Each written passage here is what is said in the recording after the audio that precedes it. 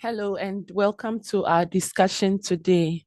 Today we are focusing on prioritizing work. Okay, that's our focus for today. We want to discuss how we prioritize work. And for our outline, we'll look at the concept of prioritization. Then we'll apply the Eisenhower Matrix to categorize our tasks. Then we differentiate between high value and low value tasks. And then we implement strategies to manage deadlines and deliverables effectively. And then we'll discuss how to use time blocking and techniques to enhance productivity. Okay. So basically, this is what we'll be looking at today.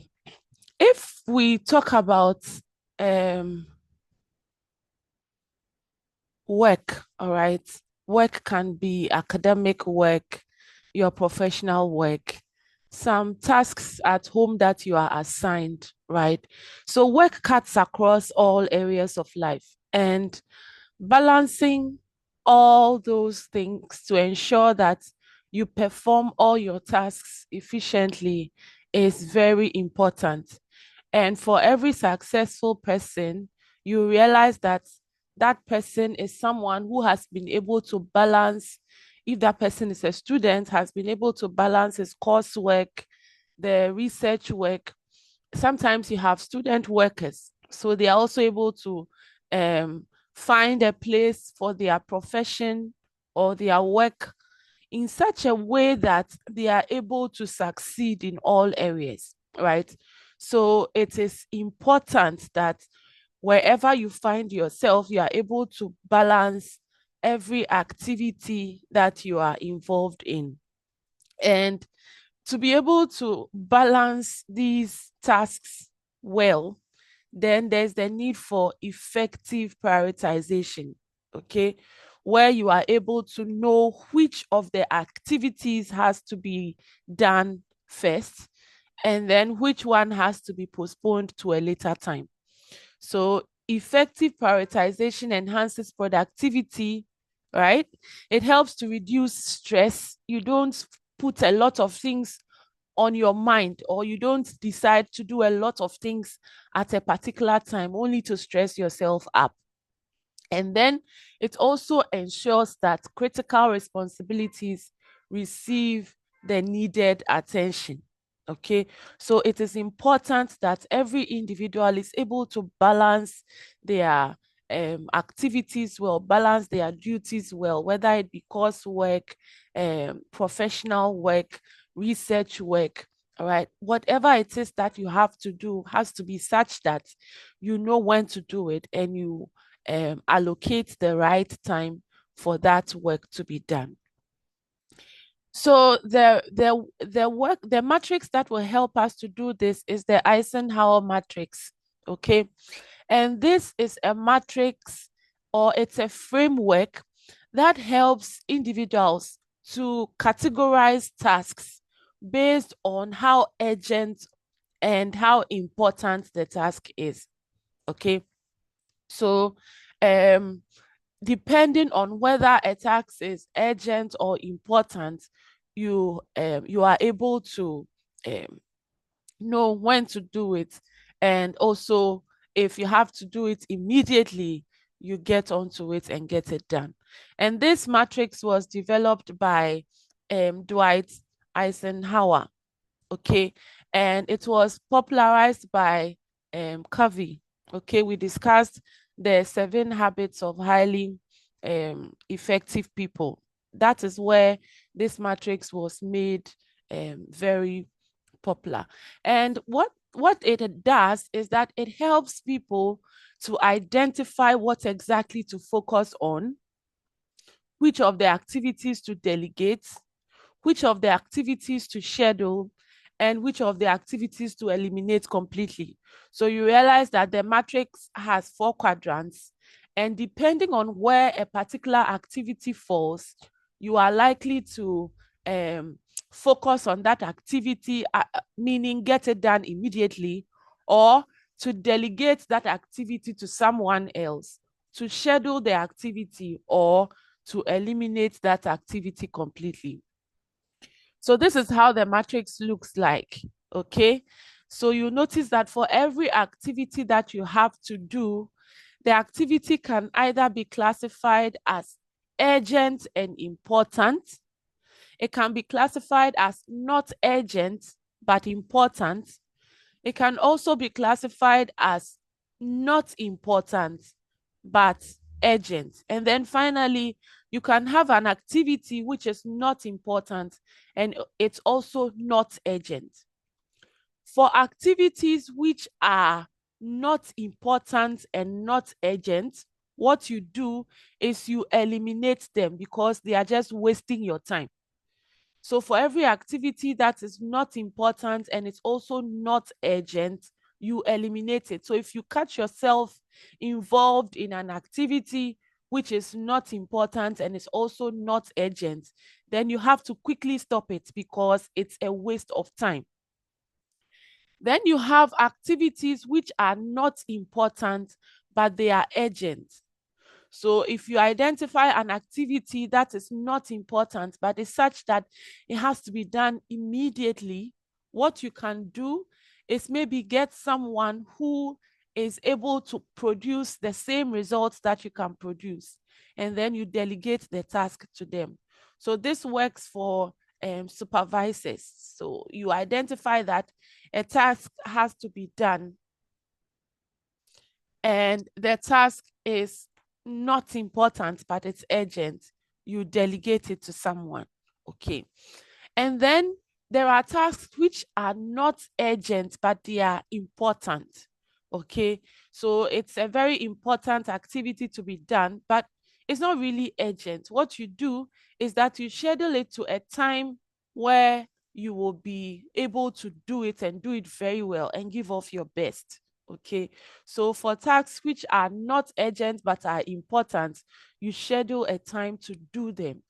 And then for tasks which are urgent and are also important, you make sure that you do it now, you do it immediately because it's important and it's also urgent.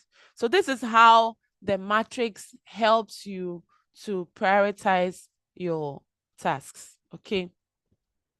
So basically, like we have said, the matrix has 4 quadrants. You have urgent and important.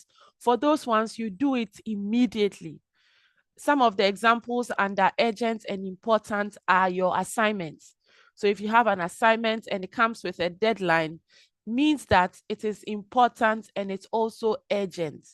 If you are an employee and you have to produce a work report, that work report is such that it comes with maybe a deadline and it is urgent and important because you cannot afford to skip that report. Then you can also have tasks which are important but are not urgent. Examples are like if you are conducting a research, all right, in as much as the research is important, it may not be so urgent because it does not come with a deadline. So you schedule time to get the research done. Or if you have to plan your career, you notice that as important as career planning is, you don't necessarily have to meet any deadline. So you schedule time to get that done, right? Then there are tasks which are urgent but not important. For these tasks, you delegate, all right? And some of them are examples of such urgent but not important tasks are administrative tasks, okay? Maybe printing a document, photocopying a document, right? Or planning a meeting. You notice that those are things that can be delegated for other people to assist with. Okay, so administrative tasks are some examples of urgent but not important tasks. Then you have tasks which are neither urgent nor important. What you do is that you eliminate them. Okay, and examples of not important and not urgent tasks are social media interactions, most of them are not really urgent, and they're also not important. So excessive social media use should be eliminated because it's only a waste of time, right? So the matrix is very important because for people who use this matrix, you realize that they report lower stress and higher productivity. If you use this matrix, because you know when to do what, and you know which of the activities have to be done now, those which have to be scheduled, those which have to be eliminated, and those which have to be delegated, it reduces stress on an individual and makes the individual more productive, right? And students can use this matrix to manage your workload. So if you have a number of courses that you are doing in a particular semester, and there are tasks to be done, you can use the matrix to plan out which of the tasks are more important, have to be done now, those which have to be taken to a later time, those you can delegate, and those you can eliminate completely. All right. So it makes the student more effective and helps students to avoid procrastination, right? Okay. Now we look at high value and low value tasks, right? If we say a high value task is basically an activity or a task you are involved in that aligns with your long-term goals and will also yield significant results. So for every individual, remember we said you have long-term goals. And these long-term goals are maybe your 10-year plan, your 5-year plan, all of those are your long-term goals. So if you are involved in a particular task and that task aligns with your long-term goal, and it's a task that can yield very significant results, then we will call that task a high value task. Okay.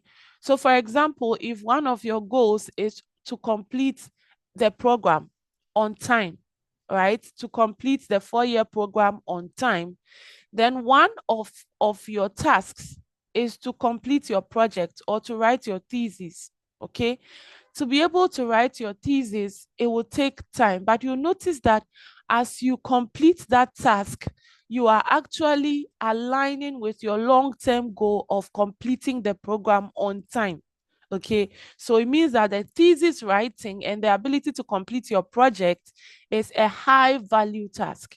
If you complete it well, it will add on to your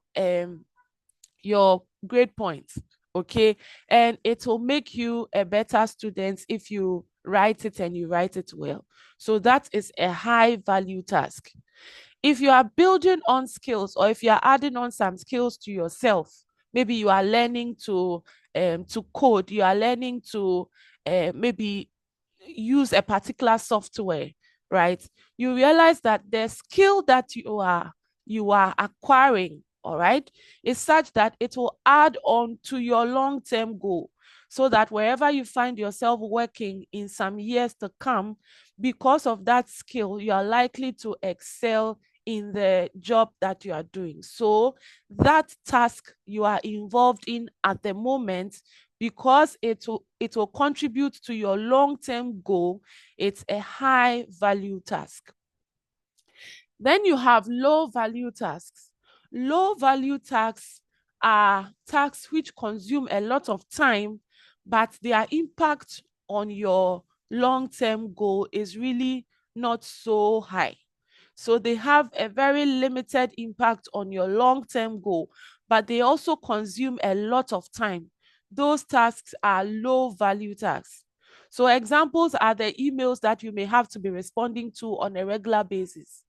These emails may not necessarily add on any significant thing to your long-term goal, but you realize that as you sit down to respond to the emails, it takes a lot of time, right? or you get to work and then you are quickly called for a meeting or something that was not planned for. Okay, you go in there, you notice that whatever they are discussing has nothing to do with you, but you have to sit in the meeting and you sit there for about an hour or 2 hours. Those are low value tasks. They don't really add on to your long-term goals, but they consume a lot of time. All right. So as an individual, you need to know the tasks which are high value tasks and those which are low value tasks, so that in planning, you know where you would focus on and which of the tasks you not give a lot of attention to. So that if you have to skip a particular meeting, it should be because that meeting will not really have any significant impact on your life or on your long-term goals, right? But meetings that will add on to your long-term goals are such that you cannot avoid them. And that is where efficiency comes in. So you know what to do, when to do it, right? So I think in the previous discussions, we looked at efficiency and effectiveness. So according to Drucker said, efficiency is doing things right. Okay, so if you are efficient, it means you are doing things right. But effectiveness is doing the right things. Okay, so you need to be able to find a balance between doing things right and doing the right things. Okay. So if you want to look at the task value, or you want to look at the value on a particular task, or if you want to measure how valuable a particular task is, which is the task value, you should be able to focus on how much you are getting from the efforts that you are putting in. So you focus on the return on the effort. So if the return is not so significant, then it means that you should check the effort you are putting in. So if you are putting in so much effort, but the return is little, then you should reconsider. Okay. On the other hand, if the return on that effort is very high and will impact positively on your long-term goals, then you have to focus on that task and get it done well. Okay, so you focus on the return on the effort. The task value emphasizes deep work for cognitive productivity, right? You should be able to know how what you are doing or how the work you are involved in, right, would result in your productivity. Okay. And then according to Haiti, effective learning techniques yield better academic results than passive study. So what all of these are saying, or what all of these scholars are saying, is that it's not just the effort that you put in. So you have a lot of people putting in so much work, but the return on the work is little. People spend a lot of time learning, but you notice that after the hours of learning, they are not able to produce the results that are expected. It means that the learning techniques were not really effective, right? So it is important to focus on the returns you get from the efforts that you put in. And that is what will make you know the task value, right? Then we look at how to manage deadlines and deliverables, right? If you have a deadline to if you have a deadline to meet, okay, so you have been given a task and you have a deadline to meet. If you are not able to manage that deadline well, what will happen is that a day to the deadline is where you now try to put yourself together and get things done. And getting things done that way will not give you the best results. Okay. So it is important that if you, for example, have a deadline to work with, you try and manage the time within which you have to work, so that you don't wait until the last minute and try to do everything in a haste. Okay, so poor deadline management results in stress. It leads to stress. Okay, and as you stress yourself to complete the task in a very short while, you realize that if you are not careful, you may put out the work that is not well done, and this may affect your reputation. It may also result in missed opportunities, because the thing is, you may even miss the deadline because you had so much, you wasted so much time, and the little time you had to work in, you could not finish the task. So poor deadline management leads to stress, it leads to missed opportunities, and it also results in poor performance. So what can you do to manage your deadlines and deliverables? It is important that if you have some work to be done, you break the project into smaller tasks, right? You break down the work to be done into smaller tasks, and then break down the deadline into smaller ones. So you have intermediate deadlines. So as you break the projects into smaller tasks, for each of the small tasks inside the big project, you give it a deadline. Okay, so you call it the intermediate deadlines. And within that, you try to complete the tasks. Okay, so that before the major deadline comes, you would have completed your tasks. And then you also practice self-regulation and planning. It's important that you be the policeman on yourself. Don't wait for maybe the one who gave the task or the one who gave the assignment to come and check on you. Have you finished the work? Has the work been done? You don't have to do all of that. Practice self-regulation yourself, okay? And plan by yourself, and make sure that you work within the plans that you have put down, and regulate yourself.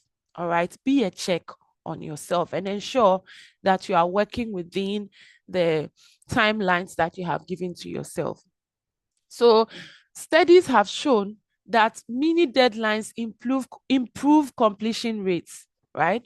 So if you have mini deadlines, studies have shown that as you set mini deadlines for yourself, you are able to improve on the rate of completion of your tasks. It has also been found that self-imposed milestones increase productivity. So if yourself, you are able to be a check on yourself and set milestones for yourself, it makes you productive, right? And then willpower and self-control reduce deadline related stress. All right. So as you decide that this task I will complete at this time, and you discipline yourself to be able to do what you have said, you realize that it reduces that stress that could have come up if you had not done the work and waited until the deadline to get it done.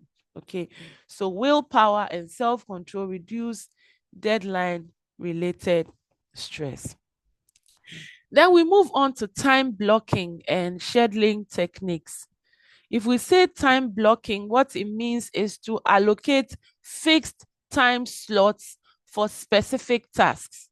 What it means is that a particular time is fixed for a particular activity, and no other activity can displace what you have fixed. All right. So time blocking is allocating a fixed time slot for a specific task. And what are the benefits of time blocking? It reduces distractions, because maybe from 7 to 8 is time where I have to do ABC. So it doesn't matter what happens between 7 and 8, we should see you doing ABC, right? So that no matter the distractions, no matter who tries to take your attention between 7 and 8, you know that you are involved in a particular activity. So it reduces distractions, and then it supports focused work. All right. Once you start something, you know that before, you will not stop until the time you have allocated for that task is completely ended. And then it also prevents burnout, right? You don't try to do a lot of things within some limited time. So it prevents burnout. It reduces distractions, supports focused work, and then it also prevents burnout. As an individual, you are limited to what you can do at a particular time. So once you block time for a specific activity and you are focused on only that activity, you don't stress yourself over the other ones which are not being done. Okay, so it prevents burnout. And there are several tools that can help you to block your time, right? One that we are very familiar with is the Google Calendar. So if you know how to use the Google Calendar well, even your subordinates will know at which times you are free and which times you are not free. So if you are busy, no one gets to interrupt your workflow. Okay. Okay. All right. So you can also use the Pomodoro technique to do this. We spoke about this earlier. If you don't remember, I would suggest that you go back and look at that. Okay, but these are some tools that can help you to um, block your time and schedule activities. So there are some studies that have been done related to time blocking, and they have shown that time blocking improves focus. It makes you focused on what you are doing, and it reduces overload, right? It improves focus and reduces overload.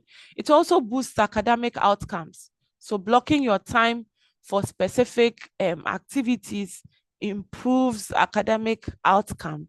And then it also, especially the Pomodoro technique, improves your attention span and your efficiency. Okay. So you'll notice that it is important to um, bring in a variety of tools, to integrate tools to ensure that you are getting the maximum, right? So we have looked at the Eisenhower Matrix, we have looked at blocking your time, and we have also looked at how to schedule low value tasks against the high value one, and then also setting mini deadlines. It is important that as an individual, you don't just make use of one, right?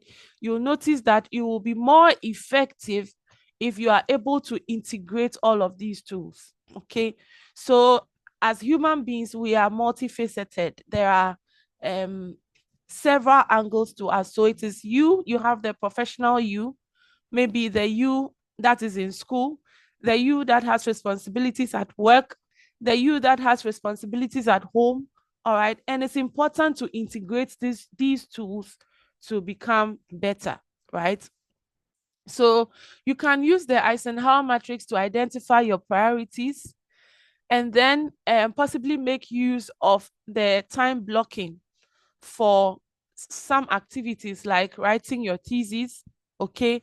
And then you can also sorry, you can also schedule low value tasks after peak productivity hours. So maybe times that you are not really like your leisure time, when you don't really have to do any serious thing, is where you respond to maybe your emails, because we said emails are low value tasks. So you schedule those tasks to after peak productivity hours. All right. And then you set mini deadlines after the submission of each of your chapters.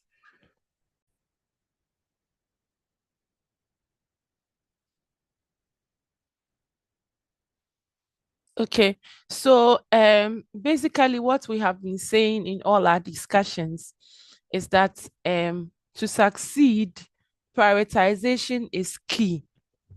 Okay, prioritization is key to academic and professional success. If you are not able to prioritize effectively, you may not really be very productive. Okay, so it's important to prioritize.